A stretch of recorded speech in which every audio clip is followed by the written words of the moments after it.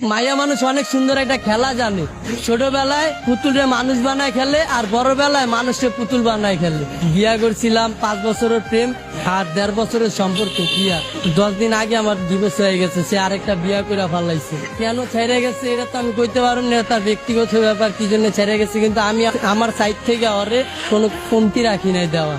একটা মেয়েকে যতটুকু ভালোবাসার প্রয়োজন আমি ততটুকুই ভালোবাসছিলাম। মেয়েরা টাকার পাবে, তার জন্য আমার ফ্যামিলি ছাড়ছি, সে আমার ছেড়ে চলে গেছে। মানুষ পছন্দের একটা জিনিস কখন ছাড়ে, সে আরো দামি কিছু যদি পায় তখন ছাড়ে। সে হয়তো পাইছে আমার ছেড়ে গেছে, কিন্তু আমি এখনো পাই নাই, সেজন্য তারা ছাড়তে পারি না। তার স্মৃতি নিয়ে বাইচে আসছি। তারে কথা দিয়েছিলাম ভাই যে সে যদি ছাইরা চলে যায় তাহলে আমি আত্মহত্যা করবো, কিন্তু ভাই অনেক কষ্টে বাইচে আসছি নিজের লাগে লড়াই কইরা। সে চলে যাওয়ার পর আমার বাইচা থাকার ইচ্ছাটা চলে গেছে। ভালোবাসার মানুষ হারানোটা অনেক কষ্ট, যার হারায় সেই বোঝে।